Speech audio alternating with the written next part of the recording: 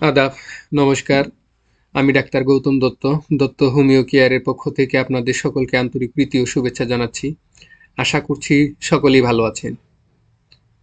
হোমিওপ্রেমী doctor ভাই বোনেরা, সেই সাথে যারা আমার এই ভিডিওটি দেখছেন, তাদের প্রত্যেককেই বলবো যে আজকের এই আলোচনাটি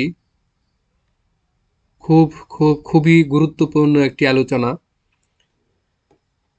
আজকের যে পীড়াটা হচ্ছে সেটা হচ্ছে যে কোমরের যে ব্যথা বা ব্যাক পেইন বা লেম্বাগো হিসেবে আমরা চিহ্নিত করি। তো এটা খুবই একটি অস্বস্তিকর একটা পীড়া। যেহেতু মানুষ সচল প্রাণী, তাকে চলাচল করতেই হয়। তার যদি এই কোমরের ব্যথা বা সে এই কারণে যদি চলাচল করতে না পারে, তো সেটা খুবই অস্বস্তিকর এবং কষ্টদায়ক একটি পীড়াতে তার পরিণত হয়। তো আজকে এই কোমরের ব্যথা নিয়ে আলোচনা করব। আর যারা আমার আজকে ভিডিওর শুরুতে আমি যে বিষয়টা উল্লেখ করেছি যে নিয়মিত ব্যথার ঔষধ খেয়ে আপনি কিডনি নষ্ট করছেন না তো? আসলে ব্যথায় অসহ্য হয়ে অনেকেই আছে যে নিয়মিত ডাক্তারের পরামর্শ ছাড়াই বিভিন্ন ধরনের আহ, ব্যথার ঔষধ খাচ্ছেন। আমরা জানি যে ব্যথার ঔষধ দীর্ঘ সময় খেলে বিভিন্ন ধরনের সমস্যা হতে পারে। তো তার ভিতরে প্রধান যে অঙ্গটা সেটা হচ্ছে আমাদের যে কিডনিটা নষ্ট হয়ে যেতে পারে। তো এই ধরনের যাতে আপনি নিয়মিত ব্যথা ওষুধ না খেতে হয় এবং এই কোমরের ব্যথা যাতে আপনার নিরাময় হয়, তো সেই ধরনের বিষয়টিকে লক্ষ্য রেখেই আমি এই হোমিও কয়েকটি গুরুত্বপূর্ণ মেডিসিন এখানে অন্তর্ভুক্ত করেছি, যা আমি বলবো যে জাদুর মতো কাজ করবে যদি আপনি লক্ষণ মিলিয়ে ওষুধ সেবন করেন। তো চলেন দেখে নেই যে এই যে কোমরের ব্যথা বা কটি বাত, এই কটি বাতের যে কারণ। তো আমি প্রথমে এখানে একটু চিত্রের মাধ্যমে দেখানোর চেষ্টা করেছি যে একটা কঙ্কাল যদি আমি এখানে দেখানোর কঙ্কালের মাধ্যমে যে মানুষের একটা কঙ্কাল বা আমরা যেটা বলি যে মেরুদণ্ড বা কশেরুকা, এই কশেরুকাটা যদি আমরা দেখি, এটার ভিতরে যে লাম্বার হচ্ছে এই পাঁচটি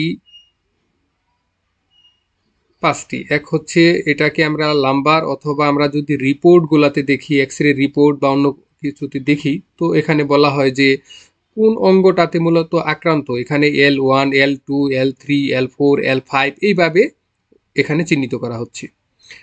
অর্থাৎ এখানে এই পাঁচটি অঙ্গ যখন আক্রান্ত হয় বা পাঁচটির থেকে একটা যখন আক্রান্ত হয়, তখনই দেখা যায় যে আমাদের এই কোমরে ব্যথাটা সবচাইতে বেশি। এই সাথে সাথে আরেকটা আছে, সেটা হলো সেক্রাম। এই সেক্রামেও যদি আক্রান্ত হয় বা কোনো ধরনের প্রদাহ থাকে, সেক্ষেত্রেও কোমরে ব্যথা হতে পারে। এছাড়াও কিডনির কিছু সমস্যার কারণেও হতে পারে। তো আমরা চলেন একটু দেখে নেই যে আসলে প্রধান কারণগুলা কি। এক হচ্ছে ভিটামিন বি এবং ডি এর অভাবে। অর্থাৎ ভিটামিন ডি এবং বি এর অভাবে B12, এটা হচ্ছে,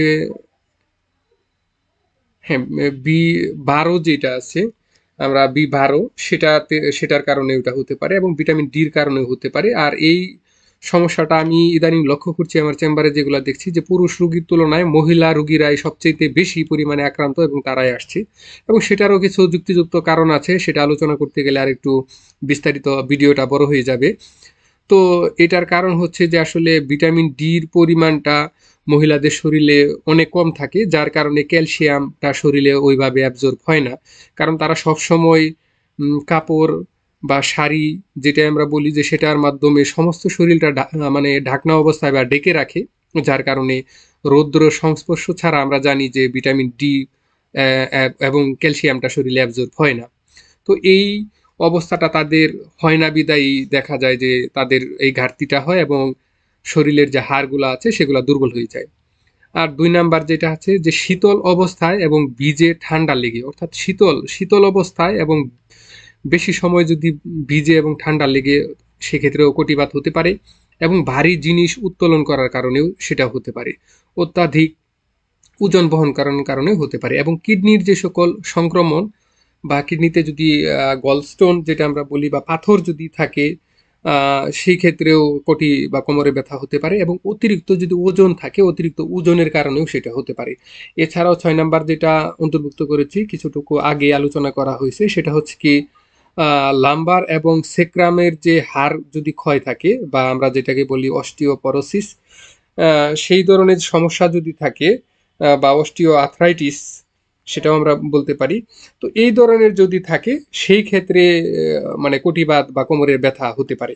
তো এই কোমরের ব্যথার ক্ষেত্রে কি মেডিসিনটাকে আমি এখানে প্রথমে অন্তর্ভুক্ত করেছি, সেটা হচ্ছে কি রাস্টক্স। তো রাস্টক্স মেডিসিনটা নতুন এবং পুরাতন কটিবাত রোগীর আমি বলবো যে প্রধান ঔষধ। ঠান্ডা আর্দ্র বাতাস লেগে কিংবা ভারী জিনিস উত্তোলন জনিত কারণে যদি কটিবাত হয় বা কোমরে ব্যথা হয়, সেক্ষেত্রে এই রাস্টক্স হচ্ছে উপকারী। এবং শয়ন হতে উঠলে বা বসা বা এক অবস্থা বসে থাকার পর দাঁড়ালে অত্যন্ত যন্ত্রণা এবং কষ্টের সহিত সোজা হতে হয়। অর্থাৎ দীর্ঘ সময় এক অবস্থায় থাকার পরে সেখান থেকে দাঁড়ানোর পরে যদি যন্ত্রণা এবং কষ্টের সহিত যদি স্বাভাবিক অবস্থায় বা সোজা হতে হয়, তো সেক্ষেত্রে রাস্টক্স হচ্ছে উপযুক্ত ঔষধ। এবং পরে হাঁটলে বা নড়াচড়া করলে উপশম বোধ করে, অর্থাৎ হাঁটাচড়া করার পরে পরবর্তীতে রোগী যদি একটু উপশম বোধ করে বা ভালো বোধ করে, সেক্ষেত্রে আমরা ধরে নেব উনি হচ্ছে রাস্টক্সের রোগী। উপর বা চিত হলে ব্যথাটা বৃদ্ধি পায়, অর্থাৎ উপর বা চিত হলে যদি ব্যথাটা বৃদ্ধি পায়, সেক্ষেত্রেও আমরা রাস্টক্স কল্পনা করতে পারি। এবং শক্ত কিছুর উপর যদি শুইলে রোগী উপশম বোধ করে। এবং জিহ্বা, রাস্টক্সের রোগী যদি আমরা জিহ্বাটা যদি লক্ষ্য করি, রক্তবর্ণ ফাটা ফাটা ফাটা ফাটা এবং দাঁতের ছাপ যুক্ত, অর্থাৎ mouth tongue imprint of teeth, অর্থাৎ দাঁতের যদি ছাপ থাকে এবং ত্রিভুজাকৃতির যদি জিভটা থাকে, বা আমরা যেটা বলি অগ্রভাগ, জিভের অগ্রভাগটা যদি লাল থাকে, সেক্ষেত্রে আমরা রাস্টক্স বিবেচনা করতে পারি। তো এই রাস্টক্স আমরা কত শক্তির ওষুধ খাবো? সাধারণত এটা আমি বলি যে 200 শক্তির উপরেই এই কোমরে ব্যথার ক্ষেত্রে ভালো কাজ করে। তো 200 বা 1 এম আপনি দিনে 2 থেকে 3 বার আপনি সেবন করতে দিতে পারেন, অথবা 1 থেকে 2 বার। আবার যদি আরও পুরাতন পীড়া হয়, সেক্ষেত্রে আপনি 10 এম সাপ্তাহিক বা মাসিক 1 মাত্রা দিতে পারেন। আর যদি আপনি 0 টু শক্তি দেন, তাহলে প্রতিদিন 1 বার অথবা 2 বার আপনি সেবন করলে খুব দ্রুত নিরাময় লাভ করবেন। পরবর্তী যে মেডিসিনটাকে অন্তর্ভুক্ত করেছি, সেটা হচ্ছে ক্যালিকার্প। তো ক্যালিকার্প মেডিসিনটাও বলবো যে এটাও খুবই গুরুত্বপূর্ণ একটা মেডিসিন এই কোমরের ব্যথার ক্ষেত্রে। তো এই ক্যালিকার্প মেডিসিনটাও কিন্তু একটা শীতকাতর মেডিসিন, অত্যন্ত শীতকাতর একটা মেডিসিন। তো তার আগে আমি একটু বলে নিচ্ছি যে আগের যে রাস্টক্সটাও মূলত একটা শীতকাতর মেডিসিন, এবং এই ক্যালিকার্পটাও হচ্ছে শীতকাতর একটা মেডিসিন। ব্যথাটা দেখা যায় যে কোমর থেকে আরম্ভ হয়ে পাছায় যায় এবং সেখান থেকে উরুর পিছন পর্যন্ত পরিচালিত হয়। এবং যন্ত্রণা শেষ রাত, আমরা এই বিষয়টা একটু ভালোভাবে লক্ষ্য করব। যন্ত্রণাটা শেষ রাত, অর্থাৎ রাত 3টায় শয্যা ছেড়ে উঠতে বাধ্য হয়। যদি এই ধরনের পরিস্থিতি হয়, এক্ষেত্রে ক্যালিকার্প হচ্ছে একদম মহা ঔষধ। এবং যন্ত্রণায় রোগী আর নিদ্রায় যেতে পারে না, বাধ্য হয়ে উঠে পায়চারি করে। তো কিন্তু পায়চারি করার পরেও খুব একটা শান্তি বা স্বস্তি বোধ করে না। এবং কোমর যন্ত্রণায় অস্থির হয়ে পড়ে, যেন কোমর খসে পড়বে। এই ধরনের একটা কোমরের যন্ত্রণায় অস্থির হয়ে পড়ে, যেন কোমর খসে পড়বে, এবং সারাক্ষণ ব্যথা থাকে। হাঁটতে চলতে মাঝে মাঝে বসে পড়ে, অর্থাৎ না বসিয়া অনেক দূর পর্যন্ত, দীর্ঘ যদি কোনো মানে দূরের রাস্তায় যদি চলাচল করতে চায় বা যেতে চায়, এক্ষেত্রে না বসে যেতে পারে না, তাকে অবশ্যই রাস্তায় বসে বিশ্রাম করে তারপরে যেতে হয়। এবং ঘুম হতে উঠলে রোগ লক্ষণটা বৃদ্ধি, এবং জোরে চাপে এবং টিপে যদি ধরা হয়, তো এক্ষেত্রে দেখা যায় যে উপশম, এবং চিত হয়ে শুইলে উপশম বোধ করে। তো এই হচ্ছে ক্যালিকার্পের লক্ষণ। তো এই ক্যালিকার্পটা আমরা যদি সেবন বিধিটা যদি আমরা খেয়াল করি, এই ক্ষেত্রেও আমি বলবো যে 200 শক্তি 2 থেকে 3 বার, খুব বেশি দিন লাগবে না। আপনি 7 দিন যদি সেবন করেন, তাতেই রোগী আরোগ্য লাভ করে। প্রয়োজনে আপনি আরো উচ্চ শক্তি দিতে পারেন সাপ্তাহিক এবং মাসিক। এছাড়া 0 টু শক্তি আপনি প্রতিদিন 1 বার অথবা 2 বার দিতে পারেন, 2, 3 পর্যায়ক্রমিক। তৃতীয় যে মেডিসিনটাকে এখানে অন্তর্ভুক্ত করেছি, সেটা হচ্ছে ব্রায়োনিয়া। ব্রায়োনিয়াটা এটা মূলত হচ্ছে একটা গরম কাতর মেডিসিন। আমরা দেখলাম যে ক্যালিকার্প এবং রাস্টক্স হচ্ছে শীতকাতর, এবং ব্রায়োনিয়া যেটা হচ্ছে সেটা হচ্ছে কি একটু গরম কাতর মেডিসিন। এবং ব্রায়োনিয়াটা হচ্ছে কোমরে সূচ ফোটানোর মতো এক ধরনের ব্যথা এবং আড়ষ্টতা ভাব থাকলে ইহা কার্যকারী।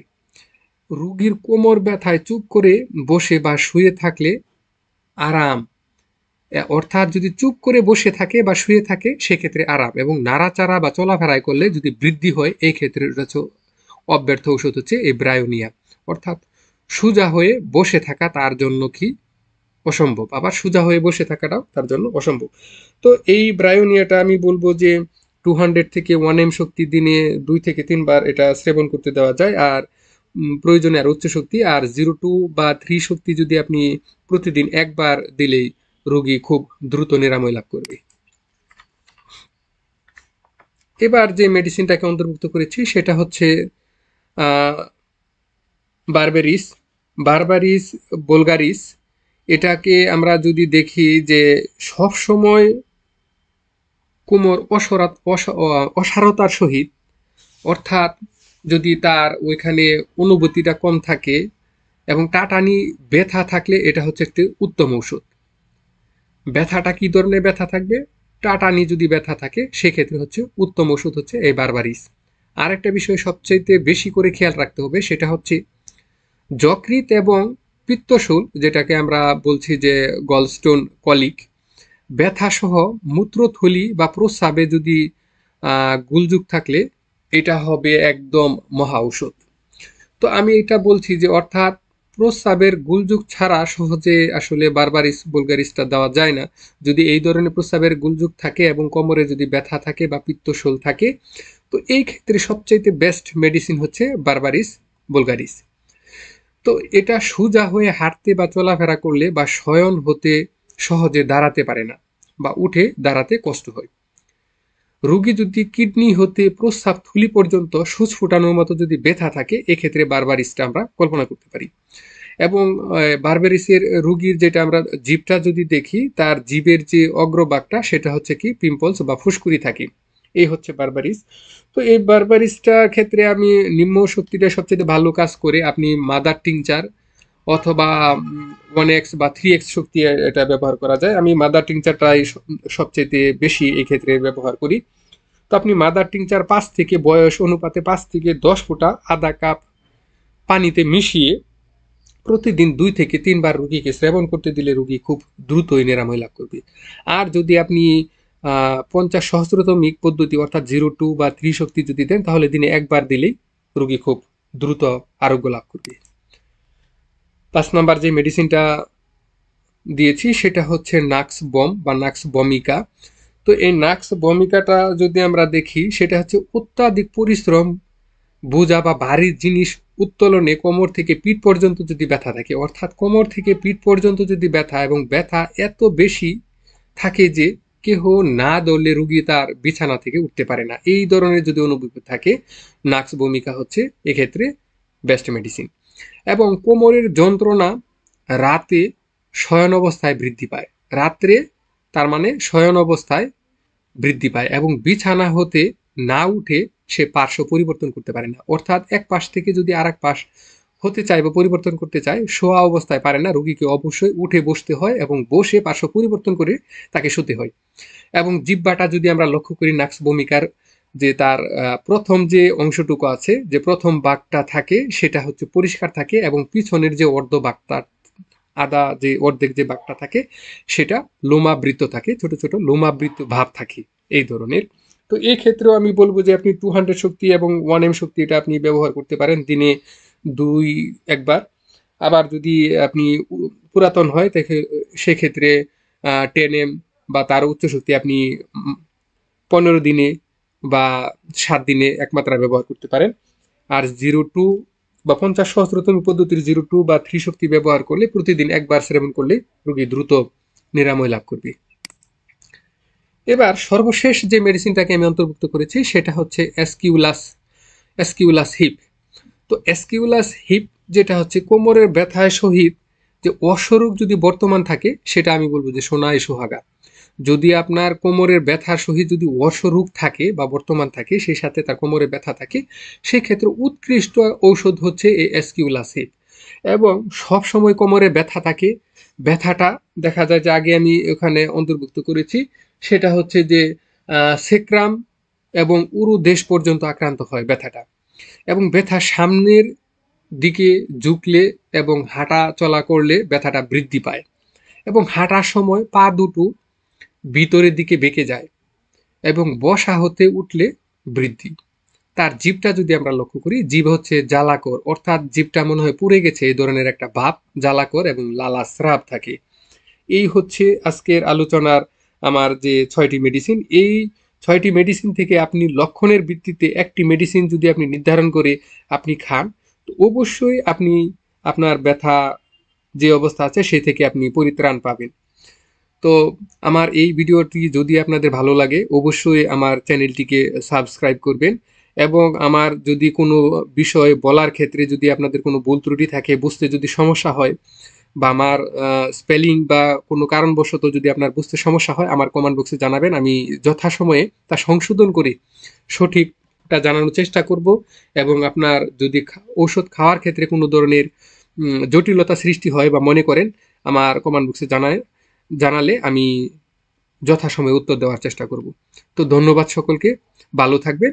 পরবর্তী আরেকটি ভিডিও দেখার জন্য আপনাদের আমন্ত্রণ জানিয়ে আমি আজকের আলোচনা শেষ করছি।